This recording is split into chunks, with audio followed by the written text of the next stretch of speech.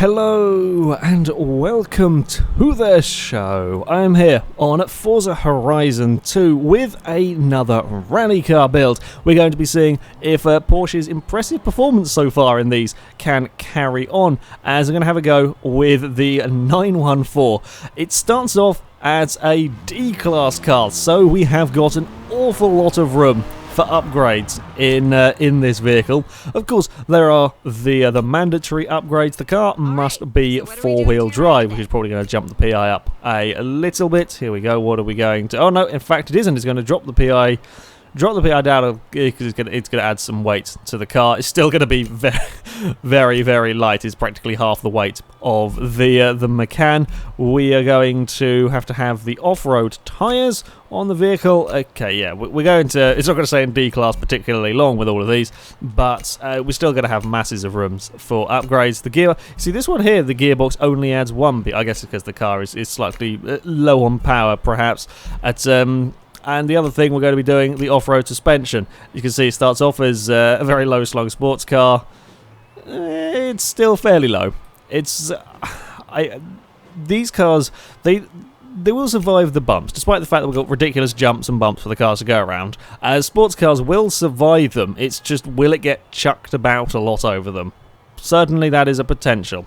Or with this car. Other things... We're going to want brakes. Most definitely we're going to be wanting the race brakes. We're going to have the race anti-roll bars. I'm thinking that this, being an older car, having the roll cage and chassis reinforcement is probably going to be a good idea. Also, being a smaller car, the roll cage won't add as much weight, only 96 pounds, so I'm going to go for it. I think it's a good option to have weight reduction. We can get it back down to 2,100 pounds, even with four-wheel drive and roll cage. So we're going to go with the weight reduction. Have this is a very, very light car. Now, you may have noticed the wheels and not the tyres are not exactly... it's sort of trailer wheels almost we've got going on here, which concern me. Start off at 185, but we'll go to... 245 is... It's better than some, but it's not quite what I would like on the car. We may struggle quite a bit with grip here. I fear we may have issues with just a lack of grip from this car. I mean, even the cars that have gone quickly without the ridiculous tyres, I'm looking at the BRZ, the Carlton and so on, they've still had, I think they're 285s them ones, we've still got quite diddy tyres. But maybe blinding acceleration will overcome that. We're going to have to go for these parts. There's no question we're going to have to go for the aero, for handling parts with such smaller tyres on this. Okay, what other things are we going to want? Let's have a look at engine swaps. I don't know if the standard engine is going to get up into S1 anyway. Let's see what our options are. Well, there is one 4-litre flat 6, 500 horsepower. Ooh. 500 horsepower, slightly less torque than some engines we've had, but it's still only going to weigh 2,300 pounds. That is a big power to weight ratio, and it keeps it in S1 class. We're going to go for it. We're going to go for the 4-litre flat 6. Thank you very much. Now we have a lot of power in this. We're not going to have the PI to put turbo. This is a bloody powerful engine. No, we're not going to have the PI for turbos. Okay. Power to weight ratio is scaring me on small tyres, but can we get these? This will, I would imagine, be very, very fast accelerating. I'll save that for if we need one PI. I'm just scared about keeping it on the road, basically. God damn it! I can't get the exhaust on and keep it in S2 because it adds too much power. Which other ones of you are you're gonna take off some weight? Sure, we'll get it even lighter. This is not a scary prospect at all. This could well be the craziest car that I've ever done a rally build on. I honestly think it could be. None of these are going to keep it within the PI, I don't think. It's too... power to weight ratio is too good. Okay, we'll have to go with the flywheel on it, and then I'm hoping with this in the clutch... Oh, that doesn't even make any difference. Clutch, will you bump it... Oh, I didn't bump it up by 1 PI. We do want this. Definitely. Oop. Have I forgotten anything? I don't think so. We may have to have a slight reshuffle. So it was this that we had on. Get rid of that. Let's see if we can find another part that will put us up to the top of S1 class. See, if it's going to put us into S2 by... Oh, okay, we can do that. We can definitely, I know we can't do that. That I doubt we will do. No, but too much power. Too much power from the car. Again, so that's adding 21 horsepower. And now that comes the balancing act. That's adding 22 horsepower. And that is adding 27, but it's gone 1 PI over. If we do that, and we take a flywheel upgrade off, there we go. So we've now got 527 horsepower. So this is not far off the McCann's horsepower figure, and it's over 1,000 pounds lighter. This thing is going to fly, but whether it's going to be controllable, I don't know. That is a huge... Admittedly, we don't quite have the torque, but that is still huge amounts of power and decent torque from a very, very small and light car. I am scared of this car. I am downright terrified of this vehicle. I have a sneaking suspicion that we're going to be around sort of the Nissan Fairlady Z and the Renault Alpine's time, because I think this is just going to be too hard to control. But we shall give it a test. I love how the pop headlights come up every so often. Hey, it's night and we get to see... Yeah, whenever you go through menus, they kind of start with the lights up and then go down, I think. But, yes, for testing, we shall go to the Forest Brawl circuit, where I'm going to have 5 laps to go as fast as possible. Now, the current leader, the Lamborghini Countach, has a time of 59.2. I would be surprised if this car could beat it, because I don't think it's going to be controllable. If this car drives well, it could well challenge the top of the table, because that power to weight ratio is immense. But I think we're more likely to see this around the 1 minute ones, because I think we're going to be sliding and having just not enough grip to get through the fast turns. But we shall see what the little Porsche can do. Up to turn 1. How do we fare through here? It is slidey. It's not quite as slidey as it could have been, mine, but there we go. The little Porsche is quite slidey. Oh no, we didn't quite start going there. Around, it's more controllable than I thought it was going to be, but it is still quite slidey. Again, around that bottom corner, it's not too bad. It's not going wildly out of control, and it's dealing with the bumps okay. So we're not so small and light that we're getting thrown about. I can't take the same line I did with the McCann through there, because that would end up in trouble for for my car. It's not going to survive the big hits on the inside of that corner. We will have to be careful. Now we should be fast here, I would hope, with the power to weight. How do we fly? A little bit nose down, but it's not too bad. It's not twisting manically.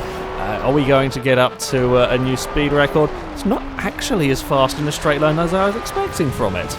I will be honest, I was expecting more from this car. Yes, this is only the first lap, and we may well get it quicker next time round. Oh, I might have straight through there. That was I just got the car positioning wrong there.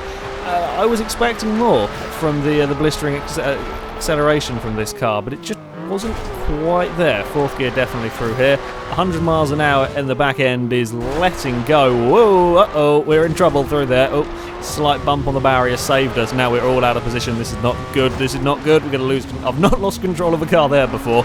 That was a very big accident, almost. That was, yeah, I am glad the trees were just a little bit further back from the road there. That's, this is a peculiar car. I was expecting insane speed and acceleration from the Porsche, but it's just not quite there. But it's also not as bad to drive as I was expecting. I mean, it's okay. That time there was better. I think fifth gear. Better just leave it in fifth for that bit. It was better, 137, 138, but we've seen lots of cars do that. Cars with similar power and a lot more weight were doing that. This is not that much faster than them, but through the turns it is quite composed. It's not that bad to drive. It does like to let go. It does like to slide, especially through that fast corner. I think we can have issues trying to get through there quickly. We just don't have... Everywhere else is not too bad. I'm not having too many problems apart from... Well, okay, there we're having a few issues. Can we take more speed through there? Well, we can take speed. It's very much on the limit, though, taking 100 through there. The Macan was easy. Incredibly easy to carry 100 miles an hour through there. This isn't. This is, yeah, you are really on the limit of what the car wants to be doing. Whee! Slightly face first there, into the ground for the, yeah, 1 minute 1.7. Okay, can we go any quicker? If we don't get in trouble and have any mistakes, possibly. Oh, it's a tough car to drive quickly, this one. I'm having to have little lifts. I just don't want to get the back end stepping out on me. Is third better? I think fourth is probably better through here. And then we can try and set it up for this jump here. Now, can we get any speed through there? No, we can't. I have to have a lift because the back end just will not stick to the road. We are kind of there or thereabouts with the ghost car time on the minimap, but we're not. Ooh, oh, there's issues through there as well. We're there or thereabouts, but not quite as quick as some previous cars through the first sector, and then we're not. It's that the bumps coming into that second to last corner is where we have the issue. The final corner we're okay on. We're going to saw through the air. Interestingly, this time we've cracked the windscreen. That often happens with the small, low-slung sports cars. 1 minute 0.8, not too shabby from the Porsche. We will go for our final lap. I will try my best to get everything possible out of this car. Oh, it's definitely not to my liking. Handling-wise, much preferred the Macan to this car. The Macan was much more planted, much nicer, much easier to drive. This is not. We're twisting through the air. Did carry a little bit more speed through there that time, but it's still almost 10 miles an hour down on what the Macan and what the fastest cars have done through that particular section. Let's have a little lift to coast into this corner. We have carried some half-decent speed, but you just can't attack the turn in the same way. Not only could we not go near the bumps on the inside, the run up to that corner, this car really, really doesn't like it. Just can't deal with that sort of terrain. We're going to fly through the air a different way every single time. That time there was actually pretty good. This may be a half-decent lap time. 1 minute 0.318 from the Porsche 914. It sets a remarkably similar time to the Macan. It goes into 9th place, displacing the GT40, putting the Macan out of the top 10. I am surprised by the way this car drives, considering the tyres. I was expecting this to be a lot slidier than it was. It actually does have half-decent grip. It's not as bad as the likes of the Fairlady or the Renault Alpine. However, it just can't carry the corner speed. Through a few of the turns, it just can't do it. As I said, we're talking almost 10 miles an hour down on some of the top cars there after that first jump. It just doesn't quite have the grip. It also really doesn't like the bumps on the way up to that second to last turn. Where the Macan was so impressive, this car cannot take it.